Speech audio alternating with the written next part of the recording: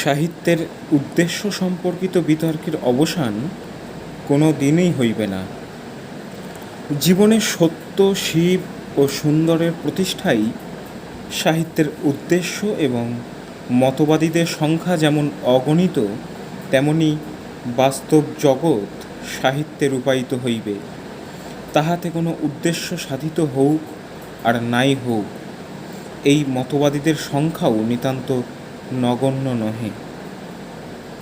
ফরাসি ঔপন্যাসিক এমিল জোলা নিদারুণ নির্মমতার সঙ্গে ঊনবিংশ শতাব্দীর ফরাসি দেশের সমাজ জীবনকে তাঁহার উপন্যাসে চিত্রিত করিয়াছেন। তাঁহার এই নির্মমতার বিরুদ্ধে একদল ফরাসি কবি বিদ্রোহ ঘোষণা করেন। এই কবিদের অগ্রগণ্য ছিলেন মালারমে।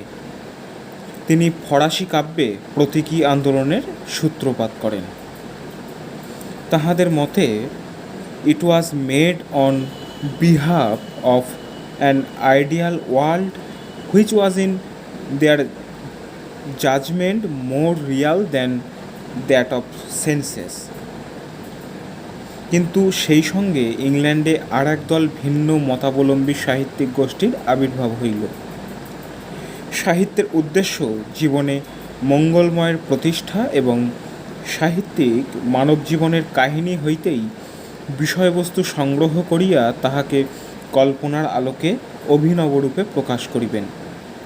এই মতবাদের বিরুদ্ধে তাহারা বিদ্রোহ ঘোষণা করিলেন। তাহাদের মতে আর্টের কোনো উদ্দেশ্য থাকিতে পারে না। আর্ট নিজের জন্যই সৃষ্ট হইবে। কাজেই বস্তু জগতের সেই অংশই শুধু সাহিত্যে রূপায়িত হইবে যাহা জীবনকে মহৎভাবে উজ্জীবিত করিবে। সাহিত্যের এই আদর্শকে তাহারা অস্বীকার করিলেন।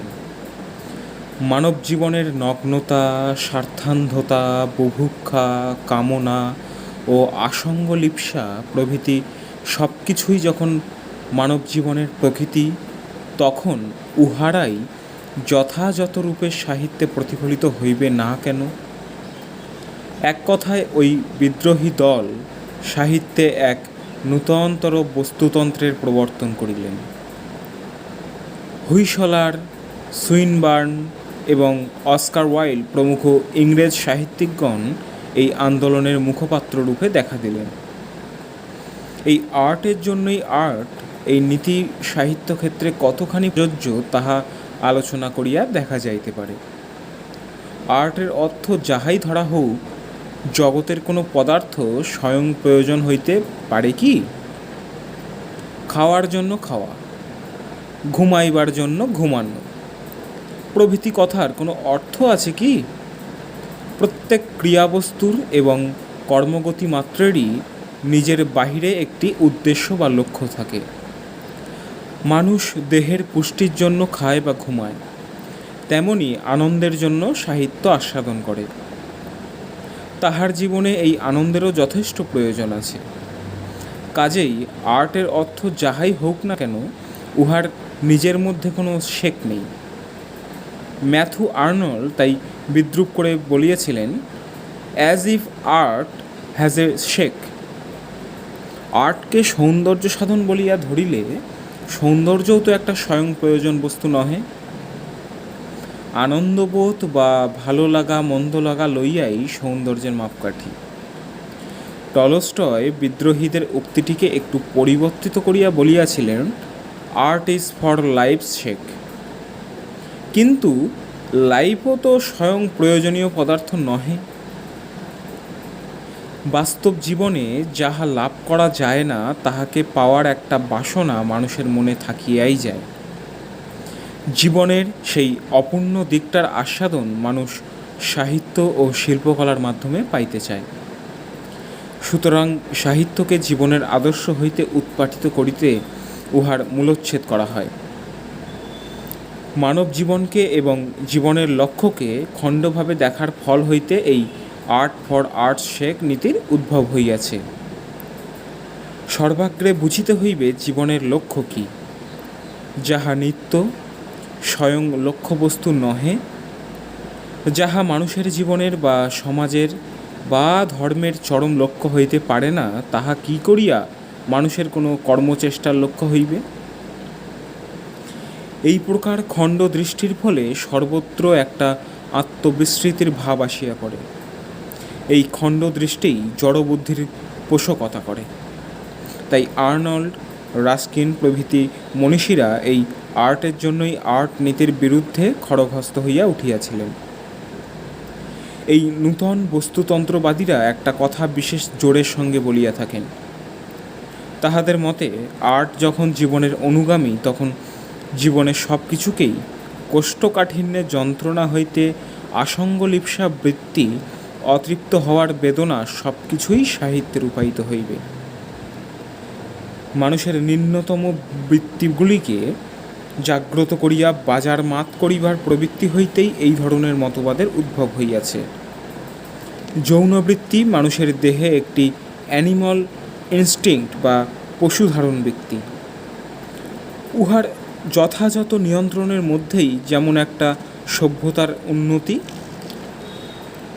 ও সভ্য মানুষের যাবতীয় সদ্গুণ বিকাশের ভিত্তি, তেমনি অন্যদিকে মানুষের অধোগতির এবং পাশবনিয়তির জন্যও উহাই সহজতমতার।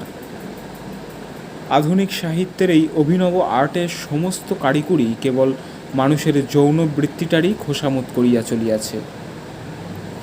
যৌনবৃত্তির স্নায়ুমণ্ডলীকে কথার দ্বারা উত্তেজিত করিয়া এবং পাঠককে আত্মবিস্মৃত করিয়া তাহাকে আনন্দ দেওয়াই এই আর্টের উদ্দেশ্য। তবে মানুষের প্রকাশ্য কিংবা গুপ্ত সহানুভূতি হইতেই যে উহা প্রতিপত্তি লাভ করিয়া চলিয়াছে, ইহা অস্বীকার করিবার উপায় নাই। কাম মানুষের আদি বৃত্তি। এই বৃত্তিকে সাহিত্য অস্বীকার করিতে পারে না। কামকলা চিত্র অঙ্কনও কিছু দোষের নয়, কিন্তু শুধুমাত্র আনন্দ দেওয়াই যদি উহার উদ্দেশ্য হয়, তবে তাহার চেয়ে নিন্দার আর কিছুর অধিক হইতে পারে না। আমরা জীবনের যাবতীয় ঘটনাকেই কি সাহিত্যে রূপায়িত করা চলে? জীবনের যে কাহিনী একটি সামঞ্জস্যপূর্ণ সৌন্দর্য দীপ্তিতে ভাস্বর হইয়া উঠিতে পারে, তাহাই তো সাহিত্যের প্রধান উপজীব্য। জীবনশিল্পী শরৎচন্দ্র চট্টোপাধ্যায় বাস্তব শিল্পের স্বাধীনতাকে মানিয়া লইয়াছেন, কিন্তু তিনি শিল্পের ক্ষেত্রে স্বেচ্ছাচারিতাকে প্রশ্রয় দেন নাই। তাহার মতে আর্ট ফর আর্টস সেক কথাটি যদি সত্য হয়, তাহলে কিছুতেই তা ইমমরাল এবং অকল্যাণকর হতে পারে না। অকল্যাণকর এবং ইমমরাল হলে আর্ট ফর আর্টস সেক কথাটিও কিছুতেই সত্য নয়। শত সহস্র লোক তুমুল শব্দ করে বললেও সত্য নয়। মানব জাতির মধ্যে যে বড় প্রাণ আছে, সে একে কোনো মতেই গ্রহণ করে না। জি.কে. চেস্টারটনের মতটিও এ প্রসঙ্গে সবিশেষ প্রণিধানযোগ্য। The principle of art for art's sake is a very good principle if it means that there is a vital distinction between the earth and the tree that has its roots in the earth. But it is a very bad principle if it means that the tree would grow just as well with its roots in air. কাজেই সৌন্দর্য সাধনই সাহিত্যের মুখ্য উদ্দেশ্য হইলেও তাহার সহিত মঙ্গলের সম্বন্ধটি যদি যুক্ত না হয়, তাহলে সার্থক সাহিত্যের জন্মলাভ সম্ভব নয়।